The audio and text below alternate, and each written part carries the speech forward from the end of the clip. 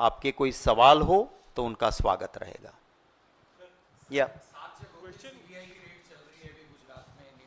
क्या कहेंगे? 4 जिले 7 सेंटर्स पे मेरा सीधा यही कहना है कि विश्वास तब बैठेगा जब आप जय जलाराम के एजुकेशन के चेयरमैन जो बन के बैठे हैं, जिनका इतिहास मैंने कहा, किया क्या आपने अंदर? क्या ये कोई छोटी छोटी मछलियां ये कर सकती है क्या?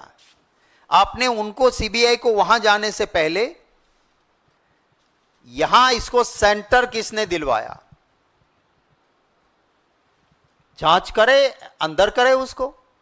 एक ऐसी संस्था जो धांधली करती है उसको हाईकोर्ट से डंडा पड़ता है, उसको पेनल्टी भरनी पड़ती है लाखों रुपया की। ऐसी संस्था को सेंटर किसने दिया? पहली जांच वहां होनी चाहिए, पहली जांच वहां होनी चाहिए। दूसरा, प्रधानमंत्री जी को चुप नहीं रहना चाहिए। प्रधानमंत्री जी तो मैं कितनी सांस लेता हूं उसके लिए भी आईबी लगाते हैं, तो ऐसे फोटो निकालने से पहले क्या ये नहीं पता था कि 2016 में इस आदमी को इतने लाखों रुपए का दंड दिया गया था क्योंकि ये धांधली करता था? तो उसके साथ ऐसे लोगों से क्यों करते हो? आप माइनॉरिटी डिपार्टमेंट का वाइस चेयरमैन ऐसा बनाते हो कि जो आपका एजेंट बन के बच्चों से पैसे लेता है। तो सीबीआई को यह भी सोचना चाहिए। पर ये सिर्फ अगर यहां बैठे चोरों के ट्यून पे डांस करके कोई भी एजेंसी छोटी मोटी मछलियों को पकड़ लेगी तो उससे संतोष नहीं माना जा सकता। सर, अगर इस एफिडेविट में जो भी बातें कही गई हैं उसको पूरी तरह से मान भी लिया जाए, हालांकि ये पुलिस की एफिडेविट है तो जाहिर है कि ये ट्रायल के स्टेज पे आएगा, लेकिन अगर मान भी लेते हैं तो भी जो केस है वो यही बनता है कि एक गुजरात के सेंटर में कुछ गड़बड़ी हुई है। जो चार्ज है कांग्रेस पार्टी का कि राष्ट्रीय स्तर पर ये गड़बड़ हुआ है, क्वेश्चन पेपर जो है वो उपलब्ध कराए गए थे, वो तो नहीं आ रहा है। ये गड़बड़ी तो मानने के लिए तैयार है सरकार। नहीं, गड़बड़ी एक लोकलाइज सेंटर पर हुआ है। नहीं, एक सेंटर नहीं है, जय जलाराम का एक सेंटर नहीं है। हाँ, पहली बात तो ये है कि ये एक सेंटर नहीं है। जय जलाराम की बहुत सारी ब्रांचेस है और ये एक सेंटर नहीं है। इसका मैंने आपको 2 सेंटर का जहां अलग अलग इन्वेस्टिगेशन भी हो रहे हैं, जो एफिडेविट मेरे हाथ में लगी वो भी एक सेंटर की नहीं है, एक से ज्यादा है। दूसरी, आपको पता होगा कि कुछ बच्चों का अपना पुलिस के सामने बयान आया है, ये एक मॉडेस्ट ऑपरेटिव थी। दूसरी जगह पे ऐसा हुआ कि बुला के उसको रटाया गया कि तुम इतने सवाल और ये जवाब है, इसको मुंह जबानी कर लो। उसके पैसे दिए और मुंह जबानी करके आपको एग्जाम देना है। वो बिहार के जो लोग पकड़े गए हैं बिहार में, तो माने एक ये मॉडेस्ट ऑपरेटिव थी। दूसरी जगह दूसरी पुलिस की भाषा में एमओ कहते हैं, वो और थी। तीसरी जगह पे तीसरी है पूरे देश में। और ये मैं समझ सकता हूं कि अगर नीट क्लीन सब कुछ ठीक था, सब चंगासी है और सेंटर में कोई एक आदमी 2 आदमी गड़बड़ करता है, मान लेते हैं। पर आप एक ऐसी संस्था को काम सेंटर दे रहे हो जो आपकी गाइडलाइन के मुताबिक उसको नहीं मिल सकता है। जब नीट जैसी सेंसिटिव एग्जाम में क्या आपको पता नहीं था कि इसका आप सेंटर देते वक्त उसको आप नहीं पूछते हो, आप जांच नहीं करते हो कि सेंटर का पास्ट हिस्ट्री क्या है? अरे हम कोई रिश्ता भी जोड़ते तो उसका खानदान देखते हैं। जहां इस देश के लोगों की जान के साथ जिनको काम करना है, ऐसे डॉक्टर्स बनाने हैं, देश के नागरिकों के जान के साथ खिलवाड़ हो जाएगी अगर इस तरह से एडमिशन में एमबीबीएस के ऐसा होगा तो देश के लोगों के जान की सुरक्षा का क्या होगा? इसलिए हम कहते हैं कि ये कोई छूट मूट की बात नहीं है।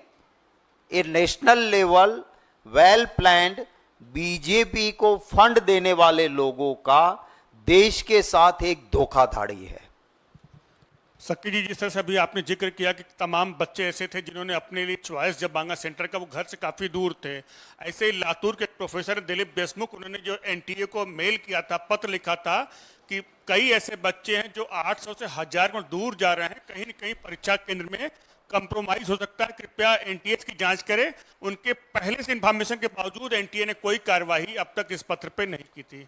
देखिए, ये साफ दिखाता है कि अगर एनटीए का काम था कि इसमें धांधली ना हो, सीबीआई को सबसे पहले तो इन लोगों को अरेस्ट करना चाहिए, नीचे जाने का, और इसकी रिमांड लेंगे तो नीचे तक पता चलेगा। क्यों नहीं वहां जा रहे हो आप? आपकी बात बिल्कुल सही है। अगर एक थोड़ी सी सोच वाला भी देखेगा कि एक उड़ीसा का रहने वाला बच्चा, एक बिहार का, एक महाराष्ट्र का, अगर गोधरा के एक छोटे जगह पे सेंटर की चयन कर रहा है, वो अपनी एप्लीकेशन में लिखता है, और एप्लीकेशन फरवरी में दी गई थी, आप समझ लीजिए।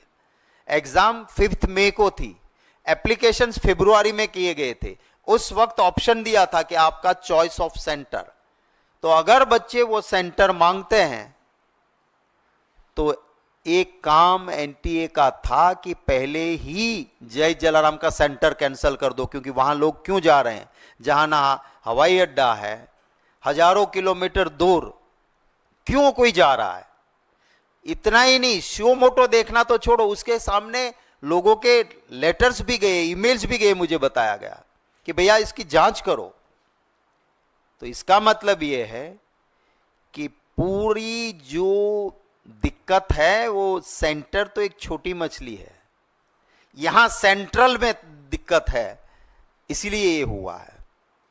कोई सवाल है तो आप पूछ लेना, 1 to 1 नहीं होगा, तो अगर कोई सवाल है तो यही हो जाएगा। उत्तर प्रदेश सरकार का एक आदेश आया है कि 1 तारीख से जब स्कूल खुलेंगे तो बच्चों का स्वागत करना है तिलक लगाकर। योगी सरकार का ये फैसला है, किस तरह से देखते हैं इस फैसले को? देखिए, मैंने वो एग्जैक्टली देखा नहीं है कि क्या है। एक पोलराइजेशन करो, ये करो, वो करो, पर देश की जनता समझदार है। भारतीय जनता पार्टी को अयोध्या में भी जवाब दे दिया, यूपी में भी जवाब दे दिया, और देश में भी दे दिया है। तो अब इस तरह के हथगंडों से भाजपा को फायदा होगा ये मान रहे, तो ऐसा कुछ होगा नहीं। तिलक अपनी मर्जी से लगाते हैं, मैं लगाता हूँ, तिलक करते हैं, हमारे संस्कार है, पर वो माँ बाप तिलक करके भेजेंगे। इसमें सरकार को वोट बैंक हर जगह देखने की कोशिश में लताड़ लगी है। शंकराचार्य जी की बात नहीं मानने के बाद जो हालात हुए, उस मंदिर में से पानी गिर रहा है कंस्ट्रक्शन से, मैं मानता हूँ ये शंकराचार्य जी ने उसी वक्त कहा था कि गलत तरीके से गलत काम करोगे तो तुम तो भुगतोगे, पर देश और जनता भी भुगतेगी। मैं मानता हूं कि ये भाजपा के पाप की वजह से सारी चीजें हो रही है। Yes, thank you very much.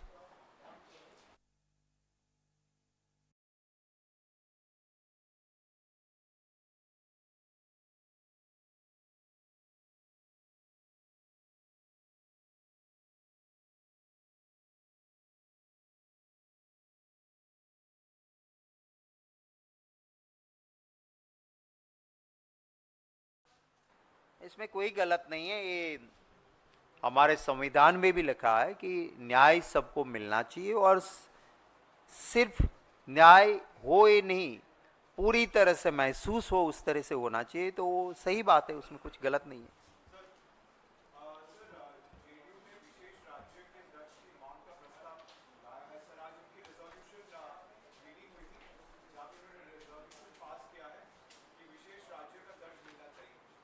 देखिए, मोदी जी ने पहले जब गए 2014 में, तब वो कह के आए थे कि बिहार को विशेष राज्य का दर्जा देंगे। 10 साल तो बीत गए। 10 साल के दौरान हालांकि ना तो एनडीए की सरकार थी, ना बीजेपी की सरकार थी, सिर्फ मोदी सरकार थी।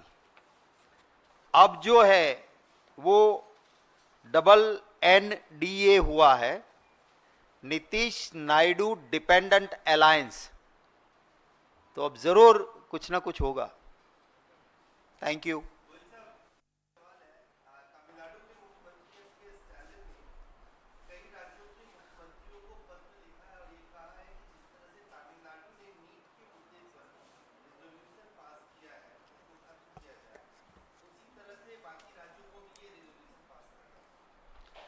अगर ऐसी धांधली होती है, सामने दिख रहा है, मैंने आपको जो आज प्रूफ दिए, तो अगर इसी तरह से ऐसी एग्जाम ली जा रही है तो फिर इसका मतलब क्या रहता है?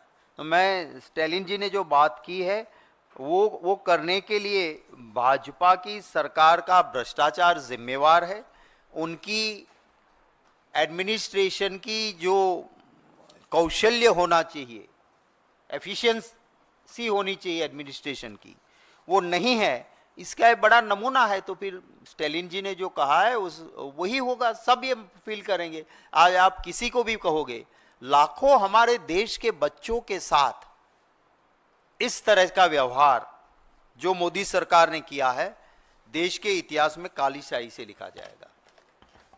Thank you.